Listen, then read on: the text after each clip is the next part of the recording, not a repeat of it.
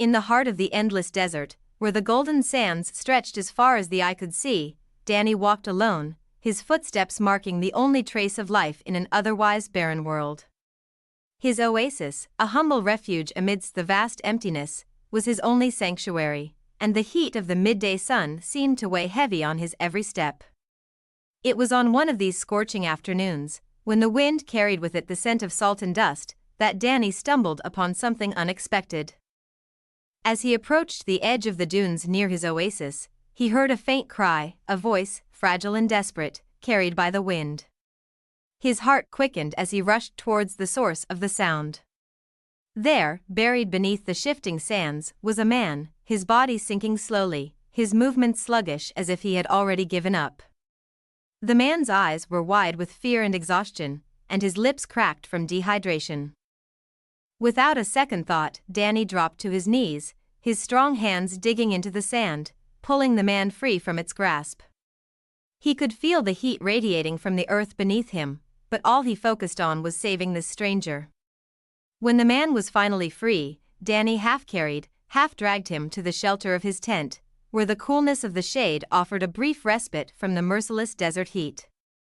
The man, though weak and disoriented, drank eagerly from the water Danny offered, his parched throat making it almost impossible to speak. But after a few moments, when his strength had returned somewhat, the man gazed at Danny with gratitude and began to speak in a voice that trembled with the weight of his tale. "I am the king of this land," he began, his eyes filled with both weariness and pride. "I came out here to hunt, to face the desert as a man of strength. But a whirlwind sudden and fierce struck from nowhere. I lost my bearings, and for 2 days I wandered, helpless in the vastness of this desert. Now, you have saved me from certain death." Danny, though taken aback by the revelation, offered no response, only a respectful nod. The king continued, his voice growing steadier. "I owe you my life, good man. If you are ever in need, come to me. Go to my palace in the city, and I shall see to it that your needs are met."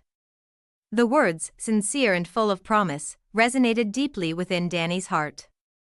He had done nothing extraordinary, only what any good person would do in the face of a fellow's suffering, but here was a king, offering his gratitude in the form of power and wealth. Years passed, and the seasons shifted as they always do. The once fertile land Danny tended with care had turned against him.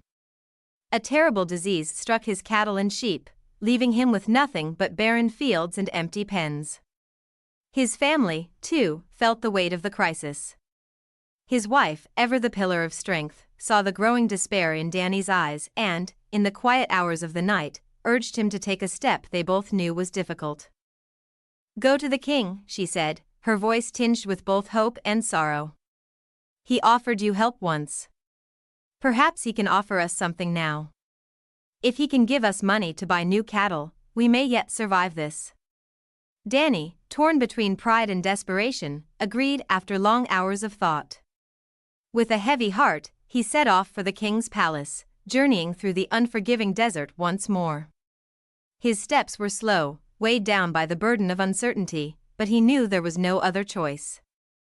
When Danny arrived at the grand palace at the break of dawn, he was met with a strange tension.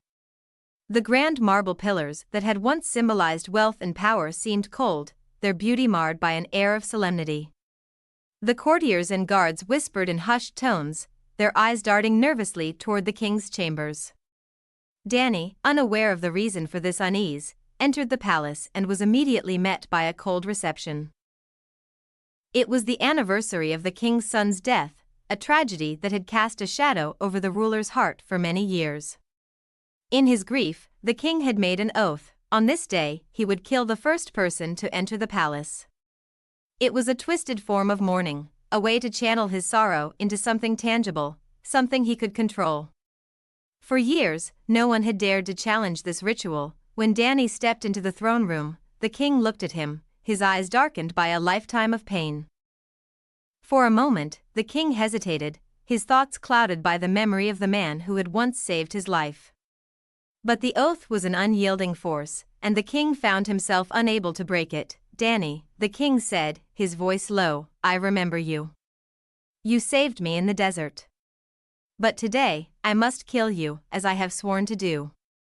You are the first to enter on this cursed day." Danny stood before him, unbowed, though his heart pounded with fear. He could see the struggle in the king's eyes, the deep conflict that tore at his soul. The king, unwilling to kill the man who had once been his savior, devised a cunning plan. "Return to your family," the king said, his voice filled with a cold calculation. "Tell them of your fate." The king said, his voice heavy with emotion, "and come back before the sunset."